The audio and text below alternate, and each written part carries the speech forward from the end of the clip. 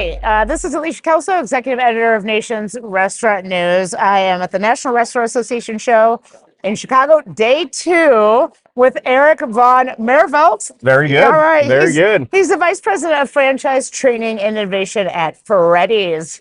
And I think we were talking before we jumped into this interview. Freddy's just opened in my home market of Louisville, Kentucky, and I love it. It's a great concept, made to order. Well, thank you. Burgers. Let me correct you Please. real quick. So we are cooked to order. Cooked to order. Which is even on a higher level than made to order. So and you can taste it. Yes, I told you, I think that we really do love it. So nothing hits the grill, the fryer, or anything until the guest comes in, they order the food. Right. And so we do not hold anything, so it's fresh all the way out. Yes, So. and like I said, you can absolutely tell. It's one of our family's go-tos now that it's open. You got these shoestring fries. Like I said, they make you feel very guiltless. Yes. Slam the whole thing. That's right. With our famous Freddy seasoning on top. Yes, So it's yeah, great. and that sauce. Just a really, really cool concept. Thank you. Yeah, and of course, my kid always gets the milkshake. So yeah, you can't not. The custard's hard to beat. Custard. It Yeah, is. yeah, Yep. it's very hard to beat. It is. So, thanks for joining us today. I want to talk about your history with the brand, how long Sure. you've been with it, and what your sequence of roles have been. Yeah, you bet. So I came on board in 2012, and I came on as a franchise business coach. Okay. And so back then, what I would do is we do a lot of new restaurant openings, and I'll work with our franchise community on just top tier operations, making sure they're operating the Freddy's way. About 3 years ago, I took over the training and innovation department, and then since then, it's been a blast. We revamped the whole training for our team members called Freducation. In that time frame, and also we have a lot of innovation pipeline stuff really going strong right now. Let's dive into that. Let's do it. How did you revamp the training? So we people learn differently now, especially this generation, and so it was very manual based the way it was back then, and so we revamped it, and it's now video based. Okay. So think about TikTok, something to capture their attention, but get the point across of what they really need to learn. Sure. And so we also took the training program. It was a 10-day program, and we knocked it down to 7. Okay. So it's a better value for our franchisees, but it's a better result as well. Okay. So, How are you measuring results? Like, how do you know that this is the right path? tenure. So it's all about tenure and making sure that they. We know that if a team member is with us and they make it through that 7-day training program, on average, we'll keep them for an additional 180 days. Yeah. And then from there out, we go. Yeah, So, very good. Well, yeah. and it's obviously very critical right now. We've got absolutely, it is. input costs out the wazoo. Yes, it is. So any cost savings we can do, we're looking at just to make it, everything more profitable for our franchisees. Sure. And on the innovation side, explain what you've done there. So with innovation, we really look at 2 main things on innovation. We look at increased throughput, and we also look at team member efficiencies. Okay. So going back to train our team members, we know that a stressed team member makes mistakes. Sure. And so we're looking at anything to help the efficiency of our team so that they are not stressed, they can work faster and make less mistakes. Okay. We understand, we know that, in the industry as a whole, accuracy is an issue. And so, especially with bagged food. Yeah. And so everything that we've done from an innovation standpoint is focused on the accuracy and making the team members' job easier. Do you have any examples of some of the work that you've done there? I know that I spoke with your colleague, Brian. Yes, yeah. Operating officer. Yeah, Brian Weiss, yes. So what are some examples of the work that you've done to increase throughput, maximize efficiencies, Absolutely. especially with the volumes that you used to? Yes.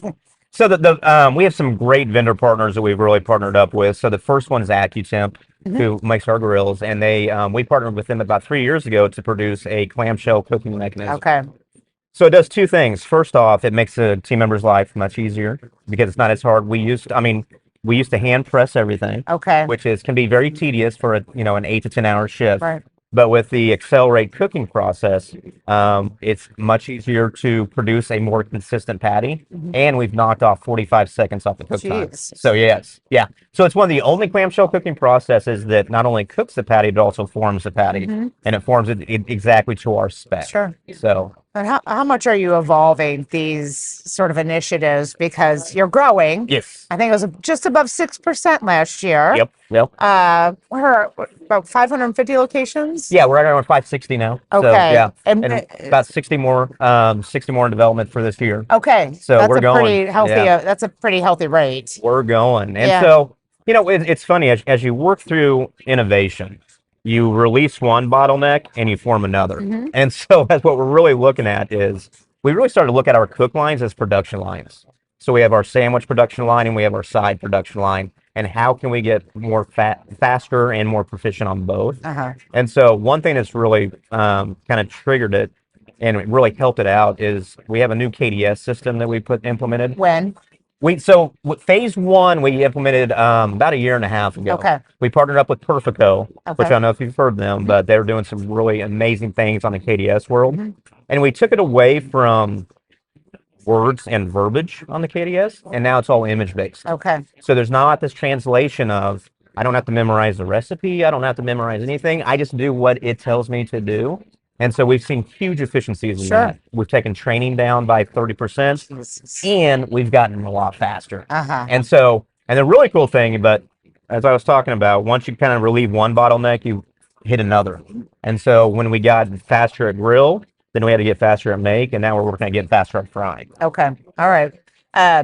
Eh, what has all of this work combined yielded in terms of that throughput? Sure. And I imagine this is a work in progress. Correct. Yeah, You're yeah. probably never going to be satisfied. No, You're looking no. at the operations side of this. And when we're talking about throughput, I just want to be clear, we're talking about throughput during our busiest Sure. time frame. So Okay. our revenue period is 11 to 1 to 5 to 7. Okay. And so how can we increase that throughput to get more cars through our drive, especially? Sure.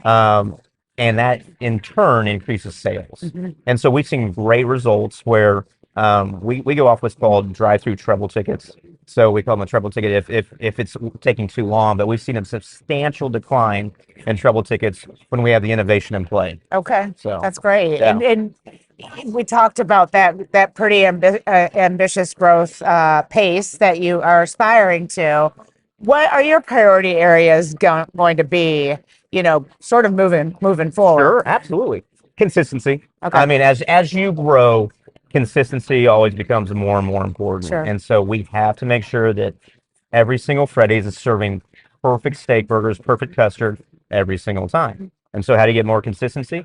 You make it easier for the team to execute. Sure. And so that's what that innovation stack does is that with Perfico, with Accelerate, we've also partnered with a new company, or not new company, but Chartered House. Okay, what's that? And we're doing some fry innovation with them.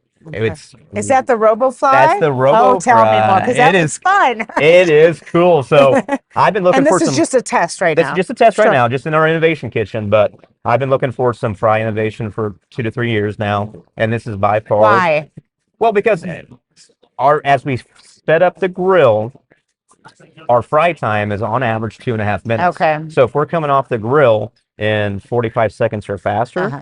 we got to get faster at fry because that becomes a new bottleneck. Okay. And we So- will not sacrifice fresh fries for anything Okay. or fresh fried items at all. No, those shoot. And it's a dangerous area. Yeah. I mean, working around hot oil, everything like that. Yeah, So what Charterhouse has done with the Robo Fry is it's the fastest fry innovation I've seen when it really gets going. We have a basket of fries, hot, fresh fries coming up every about 15 to 30 seconds. So now all of our team member has to do is just scoop and go Okay. and serve that guest. And how big is the scope of the test right now? So currently it's just in our innovation kitchen, but Okay. we're looking at putting it into our prototype in Belleville, Illinois, probably by within the next couple of months. Couple months. Yeah. Okay. We like to move fast. Yeah. So- And then what are you going to be looking for just to make sure that it Yeah, I mean we can handle the stress of correct, Okay. and that's what we're testing right now. We're just doing volume tests with them right now. How fast can we move, everything like that. But also the really important part is how does it interact with our team, and can Okay. you work around it? Okay. Yeah. So And obviously, as you guys test these new innovations, such as I assume it's just automation. How big of a piece of the puzzle is this for you moving forward? Are you looking at other things potentially? this is potentially, but Uh-huh. I mean this is a big piece of it right Sure. now. Really, I think the automation, how we view automation is making sure that it's a labor redistribution and not a labor saver. We don't like fuzzy math. And so when you start talking about that kind of stuff, it's always, well, you say this in labor, say this in labor. What we want is we want our team members to be less stressed and have more guest interface to give a better experience for all of our guests. Okay. And so if we can utilize automation and do that, then that's a win. Okay. So, Very good. and it's another piece of automation we're working with, Marmon, Yeah. which is we were the first location to beta test their Marmon drink machine for the drive-through. And so once again, kind of releasing some of that stress on the team members so they can have that more guest interaction. Is that in test? It is. We have Okay. 9 in beta test. 9 in the beta Kansas City and test. St. Louis office. Yeah. And they're going well. It's going great. And what does that do? That automates the drink. Yeah, so it's integrated. Okay. And so as the drinks come in, it automatically drops the cup, fills it with ice, fills it with soda. And so all that our guests or our team members have to do is just put a lid on it and go. So you got the burgers sped up, you got the fries. That's right. Essentially going to be ideally sped up. Correct. Yeah. And then the beverage that's a virtuous cycle. Exactly. And so, and that's kind of like the last piece of the puzzle. If we can work all those together and have a KDS that talks to each other, Yeah. then we're really humming. Sure. So Very cool. I'm glad you brought up the Innovation Center because it's pretty new. It is. And it's It really is. pretty. Well, thank you. It's, Tell me what you're leveraging that center for, why it was important for you to yeah. invest in something like this and what you're getting out of it. Yeah. It's we're moving on to our first year in there, and I will tell you, a year ago or 2 years ago, like with the fry innovation, we couldn't have done it because we did not have a test kitchen, and we could not put that into a guest-facing restaurant and go through the highs and lows of testing something. But now we can. Yeah. But it's more than just the innovation; it's also a training center, and so now for all of our franchisees, for the first and second location, they have their MITs come to us in Wichita, Kansas.